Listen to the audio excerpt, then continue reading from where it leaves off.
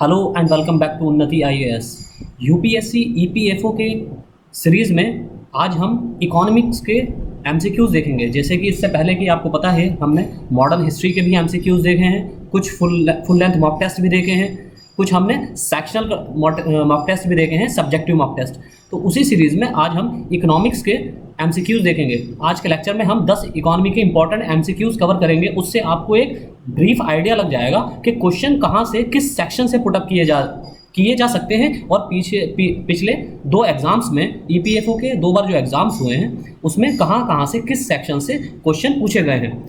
पहली चीज़। दूसरी चीज़ ये है कि सबसे ज़्यादा बच्चों को कन्फ्यूज़न इसी में है कि इकोनॉमिक्स में क्या पढ़ा जाए। तो इकोनॉमी बहुत वास्ट सिलेबस है। अगर आप इसके पिछले प्रीवियस ईयर पेपर्स को देखेंगे तो हालांकि हम आपसे ये नहीं कहेंगे कि 100% जो इकोनॉमी, देखिए इकोनॉमी और इकोनॉमिक्स ये दोनों अलग अलग शब्द हैं। इकोनॉमी का मतलब है अर्थव्यवस्था, जो आपसे सिंपल जनरल स्टडीज़ की डिमांड करती है। यानी कि जो इकोनॉमी है वो आपसे वो एक जनरल स्टडीज़ का सब्जेक्ट है, यानी कि सामान्य अध्ययन का।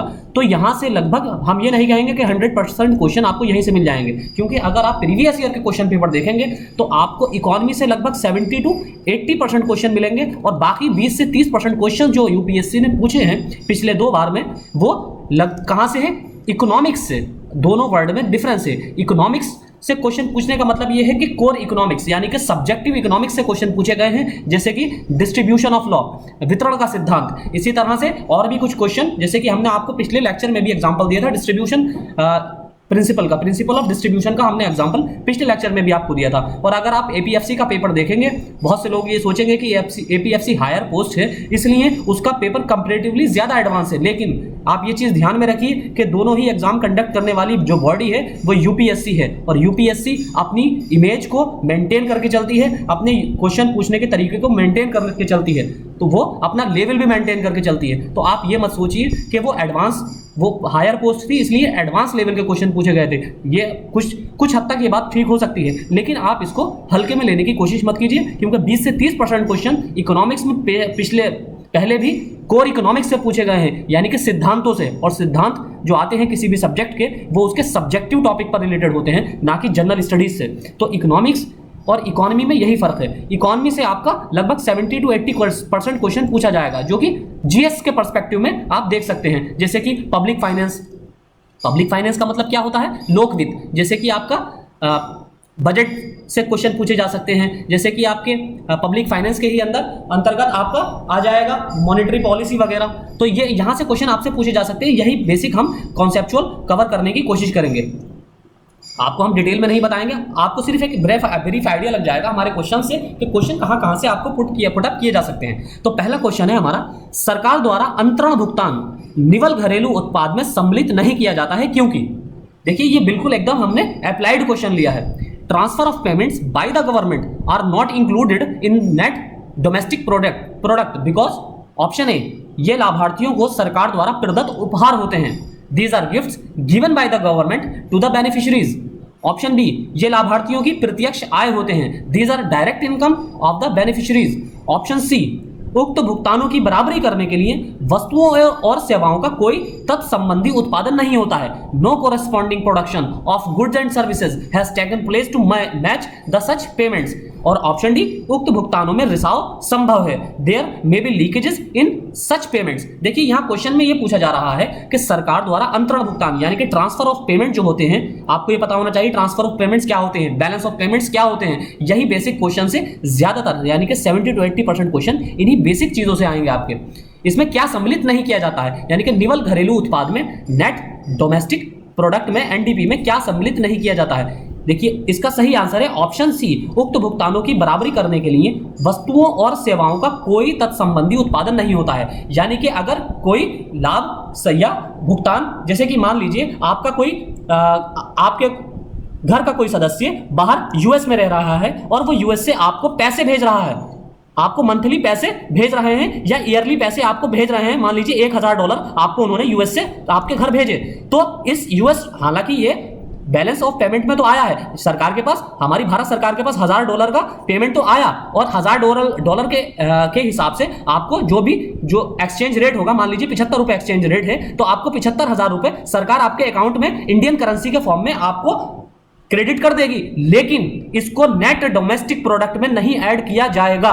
उसकी वजह क्या है? क्योंकि इस 75,000 रुपए से या इस $1,000 से किसी भी तरह का भारत के अर्थव्यवस्था में प्रोडक्शन या उत्पादन नहीं हुआ है। इसने किसी भी तरह के उत्पादन को पैदा नहीं किया है, किसी भी तरह के उत्पादन में योगदान नहीं दिया है। तो इसलिए जो पेमेंट रेमिटेंस के थ्रू आती है, रेमिटेंस के थ्रू आने वाली पेमेंट को नेट डोमेस्टिक प्रोडक्ट में शामिल नहीं किया जाता है। तो ये आपको इसकी बेसिक डेफिनेशंस पता होनी चाहिए। तो उक्त भुगतानों की बराबरी करने के लिए वस्तुओं और सेवाओं का कोई तत्संबंधी उत्पादन नहीं है। No corresponding production of goods and services has taken place to match the such payments. अगला क्वेश्चन नंबर 2, निम्न में से कौन सा कारक निर्यात प्रोत्साहन के लिए उपयुक्त नहीं है? देखिए, हमने एक एक क्वेश्चन आपको अप्लाइड क्वेश्चन देने की कोशिश की है और यूपीएससी आपसे एकदम अप्लाइड क्वेश्चन पर ही सवाल पूछेगी। Which one of the following factors is not appropriate for export promotion? Option A, विश्व बाजार में निर्यात का हिस्सा बढ़ाने के लिए, to increase the share of export in the world market. Option B, आयातों का वित्त प्रबंधन करने के लिए, to manage the finances of imports. Option C, घरेलू बाजार में वस्तुओं की आपूर्ति बढ़ाने के लिए, to increase the supply of goods in the domestic market. और ऑप्शन डी, विदेशी ऋणों की अदायगी के लिए, टू पे ऑफ एक्सटर्नल लोन्स। तो अब आपको बताना है कि एक्सपोर्ट प्रमोशन के लिए, एक्सपोर्ट को प्रमोट करने के लिए, प्रमोट करने का निम्न में से कौन सा उपयुक्त कारक नहीं है? कौन सा ऐसा फैक्टर है इन चारों में से जो कि एक्सपोर्ट प्रमोशन से संबंधित नहीं है? देखिए, विश्व बाजार में निर्यात का हिस्सा बढ़ाने के लिए सीधा सीधा पता चल रहा है। देखिए, आपको अगर एक बेसिक अंडरस्टैंडिंग है जनरल स्टडीज की, यानी कि अगर आप एक अवेयर एस्पायरेंट हैं, एक अवेयर स्टूडेंट हैं, तो इस तरह के क्वेश्चन आपकी बेसिक अंडरस्टैंडिंग पर ही सॉल्व हो जाते हैं। देखिए, एक्सपोर्ट को अगर प्रमोट किया जा रहा है तो उसका पहला तो प्रभाव सबसे बड़ा यही है कि विश्व बाजार में निर्यात का हिस्सा बढ़ेगा। बिल्कुल सही ऑप्शन है। और यहां पूछा जा रहा है कि कौन सा उपयुक्त कारक नहीं है, तो ये तो ऑप्शन हो नहीं सकता हमारा विश्व बाजार का। दूसरा है आयातों का वित्त प्रबंधन करने के लिए, यानी कि इसका दूसरा, एक्सपोर्ट को प्रमोट करने का दूसरा कारक क्या होता है? अगर ज्यादा से ज्यादा इंपोर्ट किया जा रहा है किसी कंट्रीज में, तो वो कंट्री एक्सपोर्ट को प्रमोट करना शुरू कर देती है। क्यों? क्योंकि जब आप इंपोर्ट करेंगे, मान लीजिए आप एक एप्पल का मोबाइल इंपोर्ट कर रहे हैं यूएसए से, तो आपको डॉलर में पेमेंट करना पड़ेगी। मतलब आप करेंसी पेमेंट करेंगे अपनी इंडियन रुपीज, और भारत सरकार क्या करेगी? उसको एक्सचेंज करेगी फॉरेन डायरेक्ट आपकी फॉरेन करेंसी में, यानी कि डॉलर में। और जब डॉलर का यहां से जब आप एप्पल का फोन लेंगे तो डॉलर एप्पल इंपोर्ट करना पड़ेगा, तो डॉलर का आउटफ्लो होगा। यानी कि इस आउटफ्लो को मैनेज करने के लिए, बैलेंस करने के लिए क्या करना पड़ेगा सरकार को? सरकार को एक्सपोर्ट को प्रमोट करना पड़ेगा। यानी कि जब आप यहां से कुछ सामान एक्सपोर्ट करेंगे तो दूसरी कंट्री इसको खरीदेगी, और दूसरी कंट्री खरीदेगी तो वो पैसे में पेमेंट थोड़ी करेगी, आया ना, आपको इंडियन रुपीज में पेमेंट थोड़ी करेगी भारत सरकार को डॉलर में पेमेंट करेगी। तो ये बैलेंस ऑफ पेमेंट का तरीका होता है। इसलिए आयातों का वित्त प्रबंधन करने के लिए भी एक्सपोर्ट को प्रमोट किया जाता है। तो ये ऑप्शन भी नहीं हो सकता अब हमारा। तीसरा, विदेशी ऋणों की अदायगी के लिए। अब विदेशी ऋण कौन सी करेंसी में लिए जाते हैं? जाहिर सी बात है, डॉलर में दिए जाते हैं। अब डॉलर में जब ऋण लिया जा रहा है, लोन लिया जा रहा है, तो उसको चुकाया भी डॉलर में जाएगा। तो इसलिए उसके लिए क्या होना चाहिए? हमारा फॉरेन रिजर्व हाई होना चाहिए, हमारे पास फॉरेन रिजर्व अधिक से अधिक होना चाहिए। उसका क्या तरीका है? जब हमारे पास एक्सपोर्ट, हमारी मार्केट हाई अच्छी होगी, जब हमारे यहां से एक्सपोर्ट ज्यादा होगा वस्तुओं का या सेवाओं का, तो हमारे पास फॉरेन करेंसी आएगी, यानी कि डॉलर आएगा। तो इसलिए विदेशी ऋणों की अदायगी के लिए भी फॉरेन एक्सपोर्ट को प्रमोट किया जाता है। तो ये ऑप्शन भी नहीं हो सकता। बचा कौन सा? घरेलू बाजार में वस्तुओं की आपूर्ति बढ़ाने के लिए। अरे भाई, जब निर्यात को प्रोत्साहन किया जा रहा है तो घरेलू बाजार से उसके सप्लाई का क्या मतलब? ये तो डोमेस्टिक मार्केट से तो सप्लाई का कोई मतलब हो नहीं सकता। इसलिए option C is the right answer. अगला क्वेश्चन है हमारा क्वेश्चन नंबर 3। मुद्रा स्फीति में निम्न में से किसे लाभ होता है? बहुत अच्छा क्वेश्चन है, बहुत एकदम सिंपल सा भी क्वेश्चन है, अच्छा भी क्वेश्चन है और अप्लाइड क्वेश्चन है। कई बार एग्जाम में पूछा भी जा चुका है और स्पेशली ये पीसीएस वगैरह का बहुत फेवरेट क्वेश्चन है इकोनॉमिक्स का। Who is benefited from inflation? Inflation यानी कि महंगाई से, मुद्रा स्फीति से किसको फायदा होता है? अब आप सोचेंगे फायदा किसको होगा? पेंशनधारी को होता है, या ऑप्शन बी ऋणी को होता है, डेप्टर को, ऑप्शन सी ऋणदाता को होता है, लेंडर को होता है, या डी बचतकर्ता सेवर को होता है। अब आप इसको अप्लाइड करिए अपनी निजी जिंदगी पर, अपनी निजी लाइफ पर इसको अप्लाइड करिए। पेंशनधारी, मान लीजिए किसी की पेंशन 10,000 रुपए मंथली है, 10,000 रुपए मंथली है, ठीक है।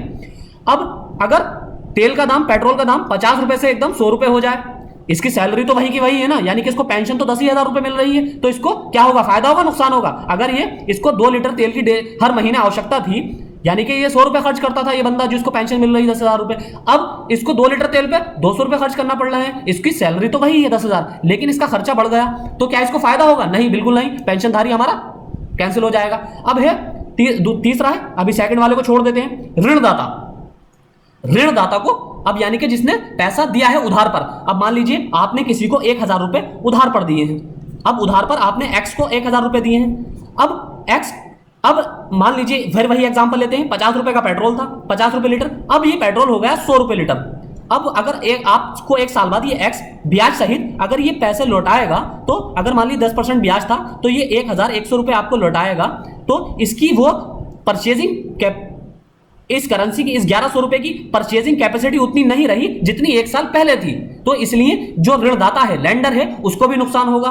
अब इसी तरह बचतकर्ता, अब बचतकर्ता के अगर अकाउंट में 10,000 रुपए हैं, 10,000 रुपए, और पहले सब्जी या पहले जो आपका सरसों का तेल था वो 80 रुपए था और अब हो गया 200 रुपए, तो इस तरह इसका भी 2.5 गुना कीमत बढ़ गई। तो बचतकर्ता के पास तो अभी भी 10,000 हैं, तो इसकी परचेजिंग पावर कैपेसिटी जो है परचेजिंग पावर की वो गिर गई, इसकी करेंसी की यानी कि इसकी सेविंग की जो परचेजिंग पावर है वो गिर गई। अब आता है हमारा सेकंड ऑप्शन, ऋणी यानी कि डेप्टर। अब डेप्टर ने, मान लीजिए आपने किसी से लोन लिया 1,000 रुपए का, 1,000 रुपए का आपने ऋण लिया है किसी से, अब 1,000 रुपए, जब उस टाइम पे 50 रुपए पेट्रोल था, अब जब आप 1 साल बाद इसको लौटा रहे हैं आज, तो आज 100 रुपए लीटर पेट्रोल है, लेकिन आप इसका 10% के ब्याज के हिसाब से इसको 1,100 रुपए किसी को लौटा रहे हैं, तो अब आपको इतना नुकसान नहीं होगा जितना कि जिसने आपको लोन दिया था उसको नुकसान होगा, क्योंकि आपकी परचेजिंग पावर, आपकी करेंसी आपने उतनी ही लौटानी है, लेकिन इसकी परचेजिंग पावर गिर चुकी है, इसलिए आपको नुकसान नहीं हुआ। नुकसान किसको हुआ? जिसने आपको लोन दिया था। इसलिए मुद्रास्फीति के संबंध में ये आप डायरेक्ट याद रखिए कि हमेशा ऋणी को फायदा होता है, यानी कि जो डेप्ट लेता है, जो लोन लेता है, उसको हमेशा फायदा होता है।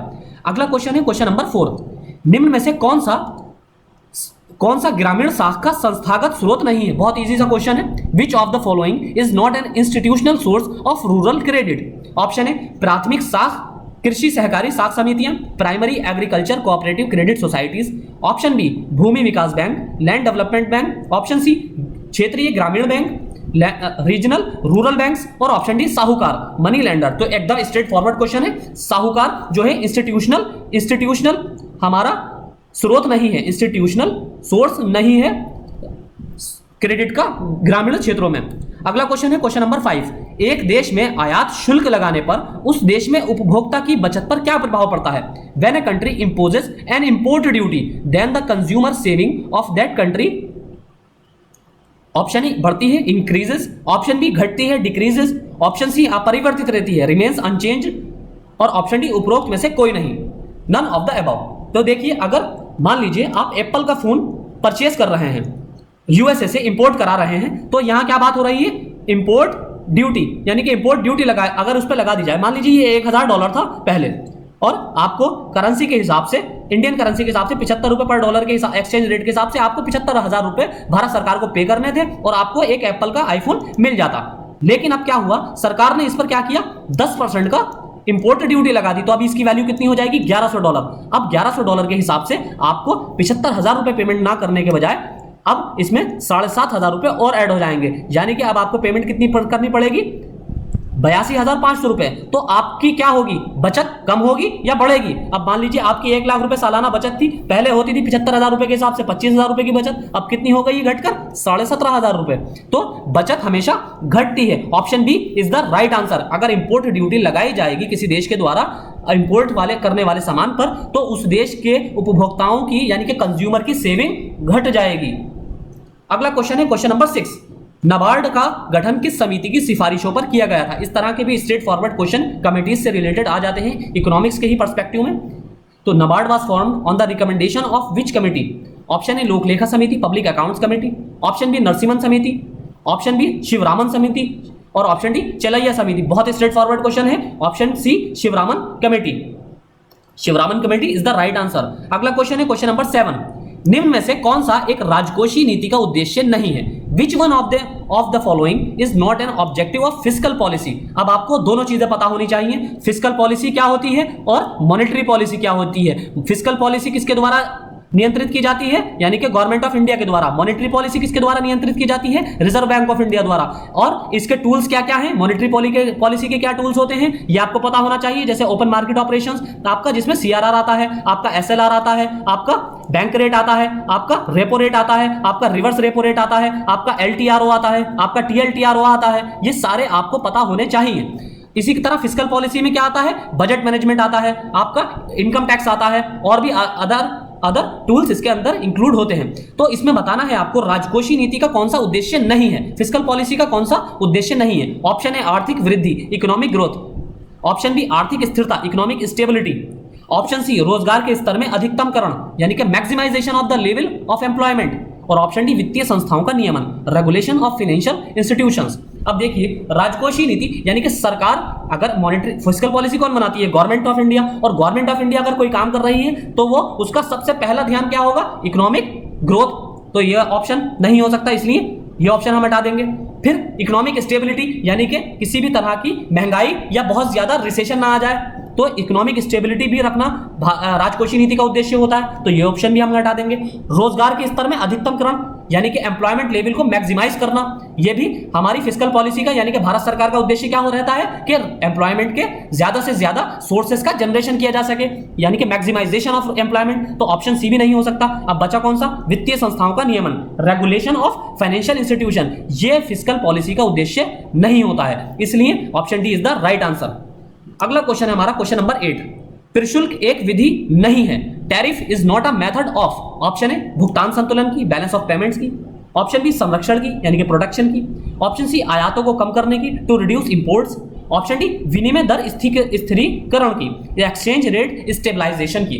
प्रशुल्क यानी कि टैरिफ, टैरिफ किस पर लगाया जाता है? यानी कि इंपोर्ट करने वाले सामान पर। अब आपको यह पता होगा कि टैरिफ जो लगाया जाता है वो इंपोर्ट करने वाले सामान पर लगाया जाता है। तो अब आप इससे एक निष्कर्ष यानी कि कंक्लूजन ड्राइव कर सकते हैं। अगर क्यों डिराइव कर सकते हैं वो कैसे?